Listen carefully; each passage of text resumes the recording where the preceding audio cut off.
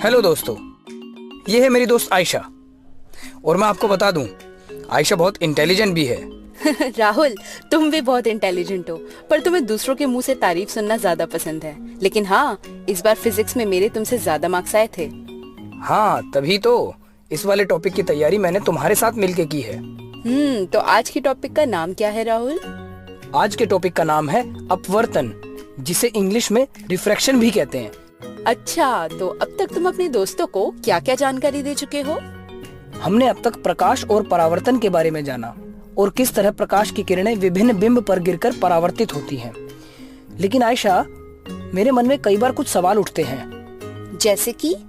जैसे कि यदि वे बिंब अपारदर्शी ना होकर के पारदर्शी हो तो क्या होगा? क्या तब भी प्रकाश परावर्तित होगा? क्या तब भी परावर्तन के नियम लागू होंगे? क्या तब भी किरणें सीधी रेखा से ही चलेंगी? आज की इस वीडियो में हम इन्हीं सवालों पर तो चर्चा करेंगे और एक नई घटना अपवर्तन या रिफ्रैक्शन के बारे में जानेंगे।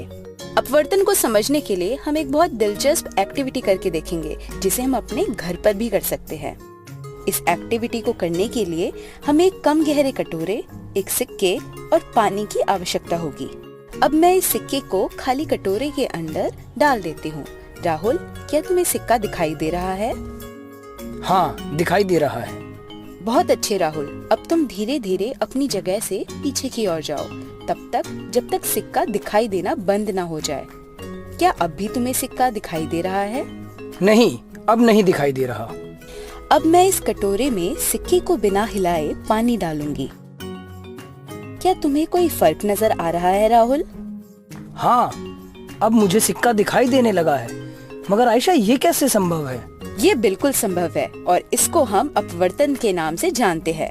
प्रकाश की किरणें सिक्के पर पड़ने के बाद परावर्तित होकर तुम्हारी आंखों पर गिर रही थी, लेकिन जब मैंने इस कटोरे को पानी से भर दिया, तब किरणें परावर्तित ना होकर बल्कि अपवर्तित होकर तुम्हारी आंखों पर पड़ी, जिस कारण सिक्का दिखाई देने लग गया। तो क्या प्रकाश ने अपवर्तित होने के बाद अपना रास्ता बदला? बिल्कुल ठीक समझे, लेकिन इसे और गहराई से समझने के लिए हमें आयताकार कांच की स्लैब की मदद लेनी पड़ेगी। अपवर्तन को आयताकार कांच की स्लैब से समझने के लिए हमें एक स्लैब, एक सफेद शीट और 4 आलपिन की आवश्यकता होगी। स्लैब को कागज पर रख एक रूपरेखा बना लेते हैं, जो आगे हमारी मदद करेगी। इस रूपरेखा के एक तरफ 2 आलपिन तिरछी दिशा में लगाए। इन दोनों ऑयल पिन के प्रतिबिंब को स्लैब की दूसरी ओर से देखने की कोशिश करें। पिन के प्रतिबिंब की ही दिशा में तीसरी पिन लगाते हुए चौथी और आखिरी पिन को भी लगा दे कि प्रतिबिंब और ये दोनों एक ही सीधी रेखा पर आती प्रतीत हो। कागज से स्लैब को हटा दिया जाए और चारों पिन को भी। पहले 2 पिन के निशान को पेंसिल से मार्क करते हुए एक रेखा खींचे, जो स्लैब की रूपरेखा से O पर मिले। यही प्रक्रिया दूसरी तरफ से भी करें और इस बिंदु को O' का नाम दें। O और O' पर 2 लंबवत बनाएं। रेखाओं और लंबवत के बीच के कोण को नाम दें। आपतन कोण और निर्गमन कोण। यह परावर्तन कोण न बनकर अपवर्तन कोण बनेगा। अब O से एक सीधी रेखा खींची जाए। यदि O और O' को जोड़ा जाए तो प्रतिबिंब की तरह सीधी रेखा ना बनकर एक डिफ्लेक्शन नजर आएगा। प्रकाश के विभिन्न पारदर्शी माध्यम में रास्ता बदलने की प्रक्रिया को ही हम अपवर्तन या रिफ्रैक्शन कहते हैं। क्या कहते हैं? रिफ्रैक्शन।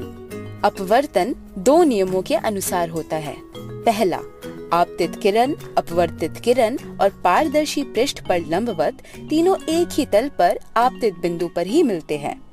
दूसरा, प्रकाश के किसी भी निश्चित रंग एवं निश्चित माध्यमों के जोड़े के लिए आपतन कोण का साइन और अपवर्तन कोण का साइन का अनुपात स्थिर होता है और इस नियम को स्नेल का नियम भी कहा जाता है। क्या कहा जाता है? स्नेल का नियम। इस अनुपात के स्थिरांक को अपवर्तनांक या इंग्लिश में रिफ्रैक्टिव इंडेक्स कहते हैं। किन्हीं 2 माध्यमों में होने वाले दिशा परिवर्तन के विस्तार को अपवर्तनांक से दर्शाया जा सकता है। इसके साथ साथ अपवर्तनांक को विभिन्न माध्यमों में प्रकाश की रिलेटिव चालों से भी दर्शाया जा सकता है।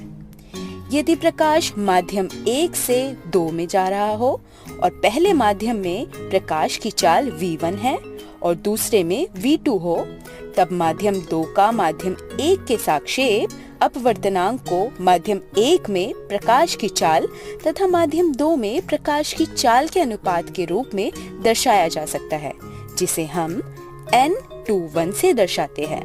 इसी प्रकार माध्यम 1 का माध्यम 2 के सापेक्ष अपवर्तनांक n12 से दिखाया जा सकता है। यदि माध्यम 1 वायु या निर्वात है तो अपवर्तनांक को निरपेक्ष अपवर्तनांक या एब्सोल्यूट रिफ्रैक्टिव इंडेक्स कहा जाता है, जिसे सरल भाषा में हम अपवर्तनांक भी कहते हैं। निर्वात एवं वायु सबसे विरल माध्यम माने जाते हैं, साथ दूसरे माध्यम को सघन माध्यम कहा जाता है। कुछ माध्यमों के अपवर्तनांक को इस टेबल में देखा जा सकता है।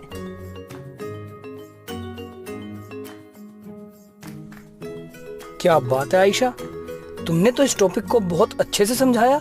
मुझे पता नहीं था तुम इतनी अच्छी टीचर भी हो।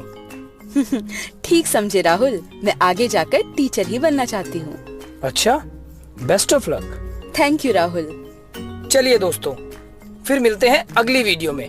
तब तक के लिए बाय बाय।